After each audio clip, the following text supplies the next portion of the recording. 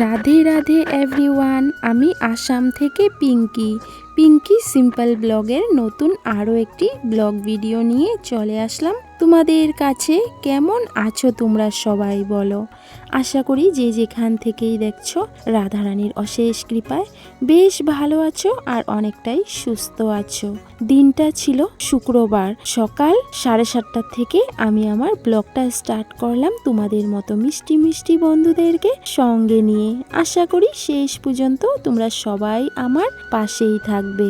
আজকে একটু ডুগ্গু সোনাকে নিয়ে বসেছি পড়াতে, যেহেতু সামনেই ওর এক্সাম। মাঝে মাঝে নিয়ে কিন্তু একটু বসতেও হয়, না হলে তো আর হবে না। যেমন আমরা সংসারের প্রত্যেকটা জিনিসের উপর খেয়াল রাখি, তেমন স্বামী সন্তানের উপরও তো খেয়াল রাখতে হবে। সব দিকেই কিন্তু আমাদেরকে দেখতেই হয়, না হলে কিন্তু মোটেও হবে না। তো যাই হোক, বেশ 2 ঘন্টার মতো বসেছিলাম ডুগ্গু সোনাকে নিয়ে।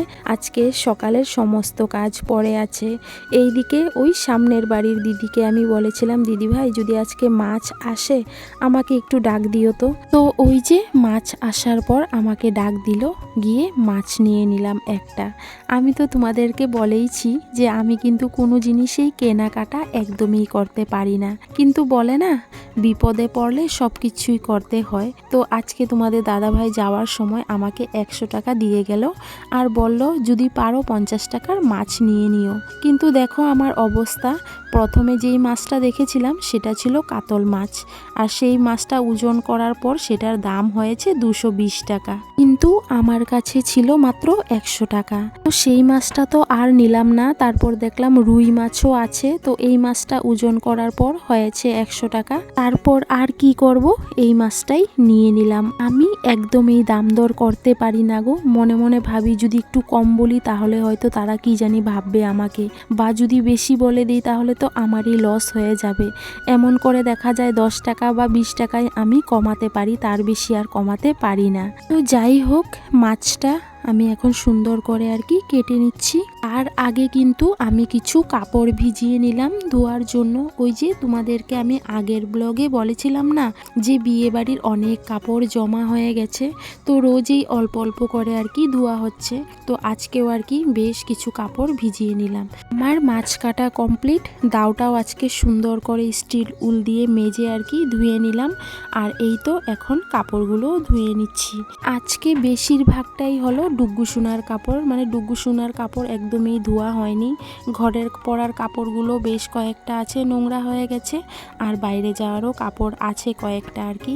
আর আজকে 3টা শাড়ি আছে, ওগুলোও ধুয়ে নিচ্ছি। শাড়িগুলো এমন একটা জিনিস যেগুলো কিন্তু খুব বেশি টাইম স্রাপের জলে ভেজানো যায় না, তাহলে নষ্টই হয়ে যায়, মানে ওই ভালো ভালো শাড়িগুলো। তো আমি কিন্তু প্রথমত সব কাপড়গুলো আগে ধুয়ে নিলাম, আর শাড়িগুলো লাস্টে দিয়ে গিয়ে ওই স্রাপের জলের মধ্যে একটু ভিজিয়ে তারপর এই যে দেখো এখন সুন্দর করে আর কি ধুয়ে নিচ্ছি। এইখানে আমার মায়ের শাড়ি আছে একটা, ওই যে যাওয়ার সময় ব্যাগ পুরো ভরে গিয়েছিল, তার জন্য নিয়ে যেতে পারিনি। অবশ্য মাকে আবার এই সপ্তাহতেই আসতে হবে, কেননা আমার দাদুর বৎসরিক শ্রাদ্ধ আর কি। তো মা বলল থাকুক শাড়িটা, তুই ধুয়ে টুয়ে সুন্দর করে রেখে দিস, আমি আবার এসে পরবো।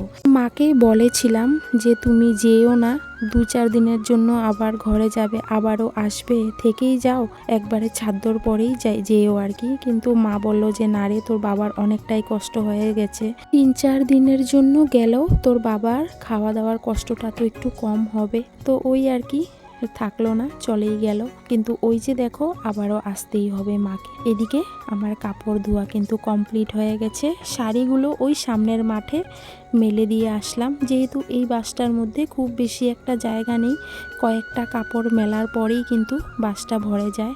আর এই বাসটা কিন্তু আমরাই টাঙিয়েছি, কেননা আমাদের তো একদমই জায়গা বাসা নেই কাপড় মেলার মতো, তো তার জন্য আর কি। তো এখানে বৃষ্টির দিনে মেলতে পারি না একটু ভয়ের কারণে, কারণ জোকটা অনেক পরিমাণ বেশি থাকে।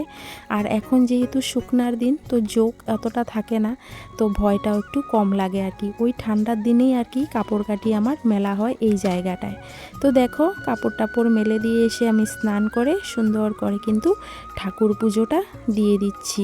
আজকে সকালবেলা তোমাদের দাদাভাই যাওয়ার সময় ওই টিফিন নিয়ে যায়নি, কারণ কি রান্না বাড়ার তেমন একটা জোগাড় ছিল না। কি রান্না করব না করব। ডাইল ভাজি আগের দিনও খাওয়া হয়েছে, রোজ রোজ তো আর ডাইল ভাজি খেতে ভালোও লাগে না। ওই যে মা বাবা এসেছিল পরে যে মাছ আনা হয়েছিল রবিবারে, তারপর আর আনাই হয়নি। আর যেইটুখানি মাছ এনেছিল সেইটুখানি কিন্তু রবিবারই শেষ হয়ে গিয়েছিল। তো তারপর আর যেহেতু মাছ নেওয়াই হয়নি, তো আজকে আর কি মাছটা নিয়ে নিলাম। আর তোমাদেরকে বলি, এই ব্লগটা ছিল শনিবারের, আমি ভুলবশত বলে ফেলেছিলাম শুক্রবারের। তো ঠাকুর দিয়ে এদিকে কিন্তু আমি এসে রান্না বাড়াটা বসিয়ে দিয়েছি। আজকে জানো তো অনেকটাই দেরি হয়ে গেছে আমার রান্না বসাতে প্রায় 1টার মতো বেজে গেছে। ডুগ্গু সোনা বর্ষ এখনও টিউশনিতেই আছে, ওর আস্তে আস্তে 1:30টার মতো বেজে যাবে। এসেই কিন্তু হুড়ুস্তুল লাগিয়ে দেবে যে মা খিদা পেয়ে গেছে, জলদি ভাত দিয়ে দাও। তার জন্য আর কি আমি টেনশন করছি যে রান্নাটা কোনো মতো হয়ে গেলেই হলো আর কি, দরকার হয় এক তরকারিয়ে হয়ে যাক। তো ওইদিকে আমার এখনও কোনো সবজি টবজি কাটা হয়নি, ওই যে একটু একটু কাটছি আর রান্নাটা বসাচ্ছি। ডুগ্গু সোনা হয়তো এই মাছটা খেতেই চাইবে না, যেহেতু একটু কাটা আছে, ওই তো আমি কাটা বেছে দেবো আর জোর করে খাওয়াতে হবে আর কি। এমনিতে তো দেখাই যায় ও পাবদা মাছই খায়, এছাড়া অন্য কোনো মাছই সে খায় না আর কি। আমার মাছ ভাজা কমপ্লিট হয়ে গেছে, এইদিকে আলু ভাজিটা বসিয়ে দিলাম। আর ততক্ষণে আমি ওই যে সিমগুলো কেটে নিলাম, সিম আলু দিয়ে মাছের ঝোল করব, ডাইলের বড়ি টড়ি দিয়ে আর বাঁধাকপি শাক করব। তো দেখো তরকারি কিন্তু আমার কমপ্লিট হয়ে গেল, লাস্টে দিয়ে ওই তো ধনে পাতা আর ডাইলের বড়ি দিয়ে দিলাম। এই সিজনে কিন্তু আজকে এই খাওয়াটা প্রথম হবে, ডাইলের বড়ি দিয়ে সিম আলু আর টমেটো দিয়ে একটা তরকারি, আর ওইদিকে বাঁধাকপি শাক মটর দিয়ে। মটরটাও আজকে প্রথমেই আনা হয়েছে আর কি আমাদের ঘরে।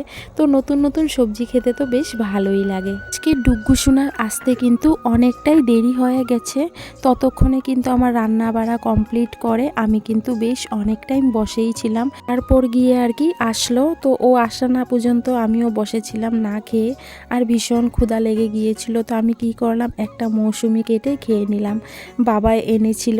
তো দেখো এতটা দিন হয়ে গেছে এখনও মৌসুমি রয়ে গেছে 3-4টা।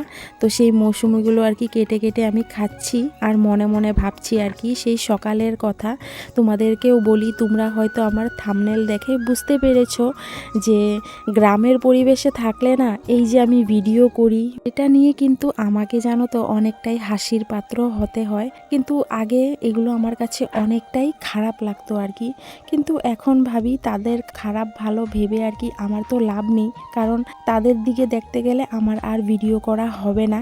আমার যদি ভিডিও করতে হয় আমার চোখ কান আর মুখটা বন্ধ রেখেই আর কি চলতে হবে, যে যেটাই বলতে থাকুক আমি আমার ভিডিও করতে থাকবো। এই যে সকালবেলা আমি মাছ নিতে গিয়ে যখন ভিডিও করি তখন কিন্তু আমাকে দেখে আর কি অনেকেই হাসি ঠাট্টা ফুর্তি করছিল যে এখন পিঙ্কিয়ে মোবাইল নিয়ে এসেছে, এখন বলবে মোবাইলের মধ্যে আমাদের পাড়ায় আজকে মাছ এসেছে, আমি মাছ নিয়েছি, মাছের দাম কত, মাছটা খেতে কেমন হয়েছে, দেখো আমাদের পাড়াটা কত সুন্দর, আমাদের পাড়াতে রোজ মাছ আসে। মানে এই সব কথা আমাকে দেখে তারা বলছিল আমার সামনাসামনিতেই। তো আমি তখন অবশ্য হাসি ঠাট্টা করে কথাটা উড়িয়ে দিয়েছি, হ্যাঁ আমি এমনই বলবো। কিন্তু দেখো এরকম করে যখন কেউ কথা বলে তোমার ব্লগিং নিয়ে, তখন তোমার মনটার মধ্যে কতটাই না আঘাত লাগে।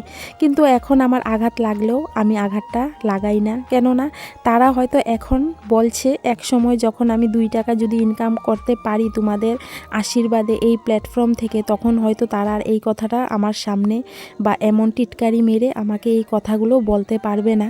আসলেতে গ্রাম্য পরিবেশে থাকা আর ভিডিও করা মানেই হলো টিটকারির পাত্র হতে হয় আর কি। কিন্তু এখন আর আমি এগুলো গায়ে মাখি না, ইগনোর করে চলতে শিখে গেছি। কিন্তু আজকে তোমাদের সঙ্গে আর কি এই কথাটা শেয়ার করলাম, কারণ আমি কিন্তু মাঝে মাঝেই বাইরে ভিডিও করি, সেই কাপড় টাপড় মেলতে গিয়ে বা কোনো জিনিস নিতে গিয়ে, ঠিক তখনই কিন্তু আমাকে অনেকটাই টিটকারির কথা শুনতে হয় আর কি। তো যাই হোক, অনেক কথা বলে ফেললাম। দুপুরবেলা রান্না বাড়া খাওয়া দাওয়া সব কিছু হলো, মৌসুমিও খেয়ে নিলাম। আর এখন দেখো সন্ধ্যার পর আজকে কাপড়গুলো শুকায়নি আর কি, খালি শাড়িগুলো শুকিয়েছে। তো যেগুলো কাপড় শুকায়নি সেগুলো সামনের রুমে মেলে দিলাম, আর এই তো এই রুমে এসে আর এখন ওই শাড়িগুলো আর কি গুছিয়ে নিচ্ছি, গডরেজের মধ্যে রেখে দেব। তো আমার মিষ্টি বন্ধুরা কেমন লাগলো বলো আজকের ব্লগটা, তোমাদের কমেন্টের অপেক্ষায় থাকবো। আর তোমরা কে কোথা থেকে দেখো অবশ্যই জানিও তো আমাকে। তো আজকের মতো তোমাদের সবাইকে রাধে রাধে, টাটা। তোমরা সবাই সুস্থ থেকো, ভালো থেকো, আবার দেখা হবে হবে তোমাদের সঙ্গে নেক্সট আরও একটি ব্লগে। এদিকে ডুগ্গু সোনাকে সন্ধ্যার টিফিনটা দিয়ে দিলাম। তো চলো আজকের মতো সবাইকে রাধে রাধে।